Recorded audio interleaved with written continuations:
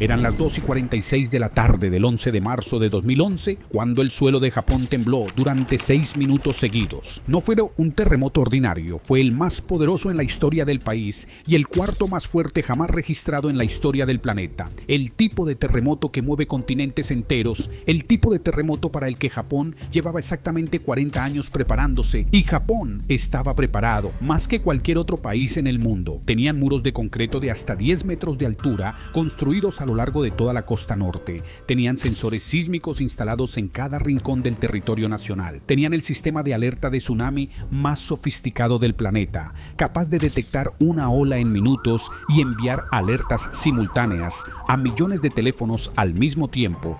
Tenían simulacros obligatorios, protocolos de evacuación memorizados, rutas señalizadas en cada ciudad costera, décadas de inversión masiva en infraestructura diseñada específicamente para este momento. Habían gastado billones de dólares en un único objetivo: sobrevivir al gran tsunami que los científicos llevaban generaciones advirtiendo que algún día llegaría.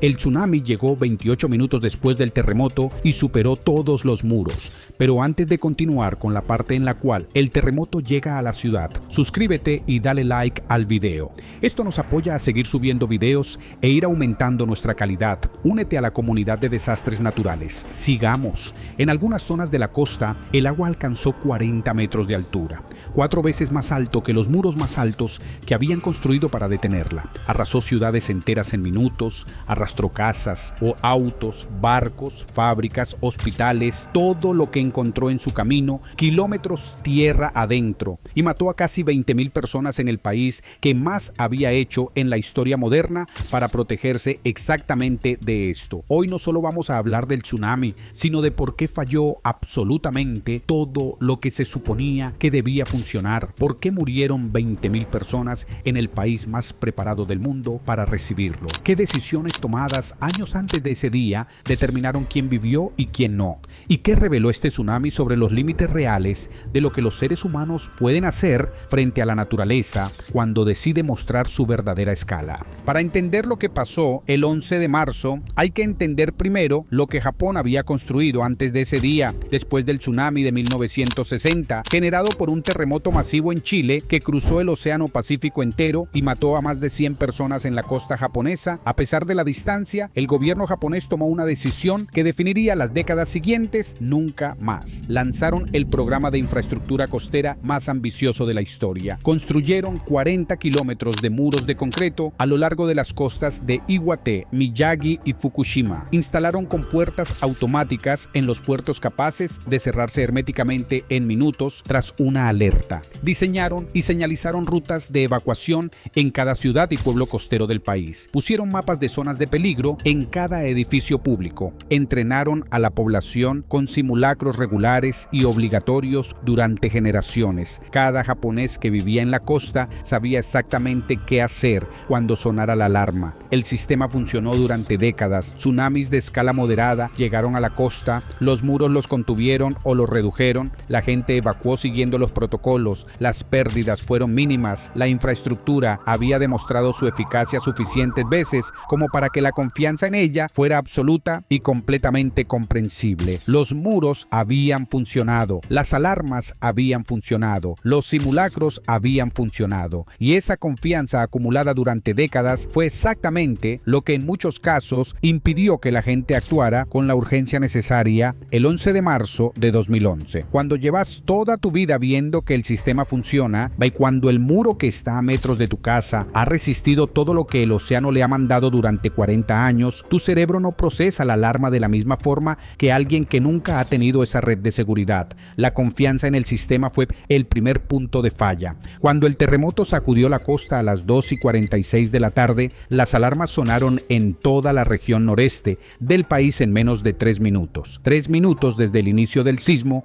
hasta la alerta de tsunami en los teléfonos de millones de personas. Una velocidad que ningún otro sistema de alerta en el mundo podía igualar en ese momento, pero la alerta inicial de la Agencia Meteorológica de Japón estimó olas de entre 3 y 6 metros de altura, una estimación basada en los modelos disponibles en ese momento, razonable, dado lo que los sensores podían calcular en tiempo real, pero devastadoramente incorrecta. 6 metros era una ola que los muros podían manejar. 6 metros metros era una ola que los protocolos de evacuación habían contemplado. 6 metros era una emergencia manejable. Lo que venía no tenía nada que ver con 6 metros. La primera ola llegó a la costa de Iwate 28 minutos después del terremoto. No tenía 6 metros. En la ciudad de Miyako alcanzó los 40 metros de altura. En Ofunato superó los 24 metros. En Rikuzen Takata llegó a 18 metros. Era una pared de agua negra y marrón, cargada de escombros, barro, restos de edificios y todo lo que había arrasado en su camino, moviéndose a velocidades de hasta 700 kilómetros por hora en mar abierto y todavía a decenas de kilómetros por hora cuando tocó tierra. Cuando golpeó los muros de concreto, los superó en segundos. Pasó por encima como si no existieran y continuó tierra adentro, kilómetros más allá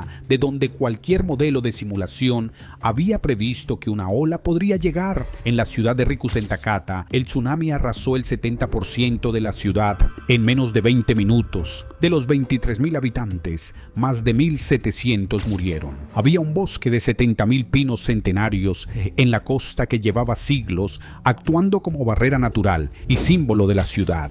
El tsunami lo borró completamente en minutos. Cuando el agua se retiró, quedó un solo árbol en pie entre la arena, uno de 70,000. Ese árbol se convirtió en el símbolo de la catástrofe y fue preservado artificialmente cuando murió años después porque nadie en Japón fue capaz de tirarlo.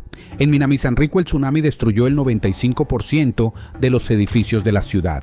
La funcionaria municipal Miki Endo, de 24 años, estaba en el edificio del Centro de Gestión de Crisis, transmitiendo por el sistema de megafonía de la ciudad, pidiendo a la gente que evacuara, que subieran, que se alejaran del agua. Siguió transmitiendo mientras el agua subía por el edificio. Siguió transmitiendo cuando el agua llegó al piso donde estaba. Su voz fue la última que escucharon miles de personas antes de que la señal se cortara. Su cuerpo fue encontrado semanas después entre los escombros. Tenía 24 años y su decisión de quedarse transmitiendo hasta el final salvó vidas. Hoy es considerada heroína nacional en Japón. En Onagawa, el agua llegó a los pisos superiores de edificios de 4 plantas. Autos y barcos de pesca quedaron encima de los tejados de los edificios que resistieron. La línea de costa completa desapareció bajo el agua durante horas. En el puerto de Kesenuma, un barco de 330 toneladas fue arrastrado kilómetros tierra adentro y quedó varado en medio de una calle residencial donde permaneció durante años como monumento a la escala de lo que había ocurrido. En la ciudad de Natori el tsunami fue grabado desde helicópteros de televisión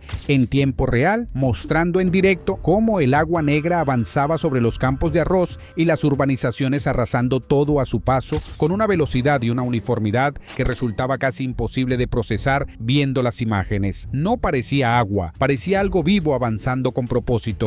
Lo que hace al tsunami de 2011 diferente a cualquier otra catástrofe natural de la historia moderna es precisamente eso. La cantidad de imágenes reales que existen de lo que ocurrió, cámaras de seguridad, teléfonos móviles, cámaras de tráfico, helicópteros de televisión, todos grabando en el momento exacto en que el agua llegó a docenas de ciudades distintas. Se puede ver con precisión milimétrica lo que pasó, y lo que muestran esos videos es algo que ninguna simulación previa había contemplado en su verdadera escala. La velocidad del avance tierra adentro.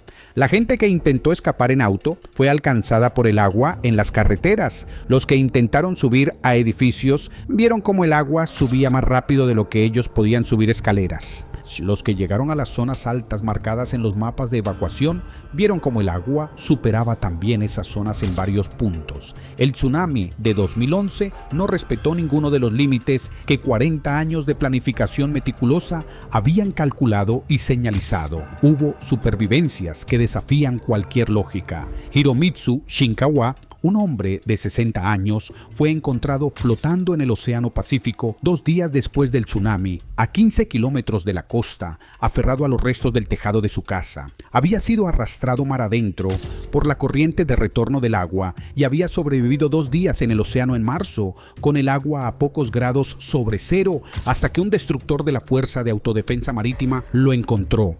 Una mujer de 80 años llamada Sumi Abe fue rescatada viva de entre los escombros 9 días días después del tsunami en la ciudad de Ishinomaki. Había sobrevivido 9 días atrapada sin comida ni agua en las ruinas de su casa. Un bebé de 4 meses fue encontrado flotando entre los escombros 3 días después del tsunami, envuelto todavía en su ropa de abrigo, vivo, y hubo personas que murieron habiendo hecho absolutamente todo bien, que escucharon la alarma, que evacuaron inmediatamente, que subieron a las zonas designadas como seguras y que murieron porque el tsunami fue más grande que cualquier zona segura que hubiera sido designada. No hubo nada que pudieran haber hecho diferente. La historia del tsunami de Japón 2011 no termina con el agua retirándose, termina con lo que el agua reveló cuando se fue.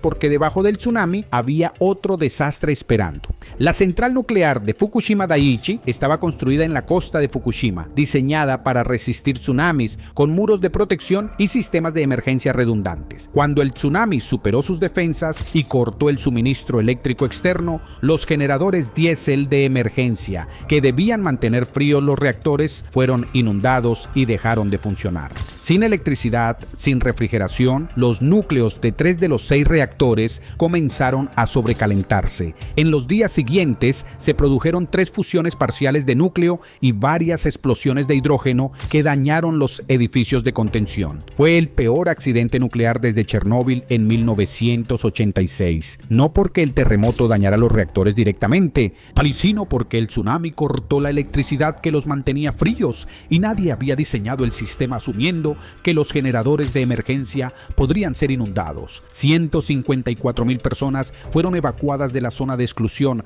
alrededor de la planta en los días siguientes. Algunas de esas comunidades no han podido volver hasta hoy, más de una década después. Lo que quedó cuando el agua se retiró completamente era irreconocible. Más de 120,000 edificios completamente destruidos, otros 280,000 severamente dañados, casi 20,000 personas muertas o desaparecidas para siempre, 470,000 personas desplazadas de sus hogares de un día para el otro. El costo económico total superó los $200,000 millones, convirtiéndolo en el desastre natural más costoso de la historia registrada. Y los muros de concreto son los famosos muros que habían costado décadas de trabajo y billones de inversión, seguían en pie en muchos tramos de costa, intactos estructuralmente, simplemente superados por una ola que nadie había contemplado en los modelos de planificación. Después de 2011, Japón no abandonó su filosofía de construir muros, la reforzó. Invirtieron otros $12,000 millones en construir nuevos muros más altos a lo largo de toda la costa afectada. Algunos alcanzan ahora los 15 metros de altura. Son tan grandes que en algunas ciudades costeras la gente ya no puede ver el océano desde sus casas. Y los científicos que estudian tsunamis señalan con datos que si el mismo terremoto ocurriera en un punto diferente de la misma falla, los nuevos muros tampoco serían suficientes para contener lo que vendría. El tsunami de Japón 2011 no demostró que Japón no estaba preparado, demostró que hay fuerzas naturales para las que ninguna preparación humana es suficiente, y esa es la conclusión más incómoda de todo lo que ocurrió el 11 de marzo de 2011.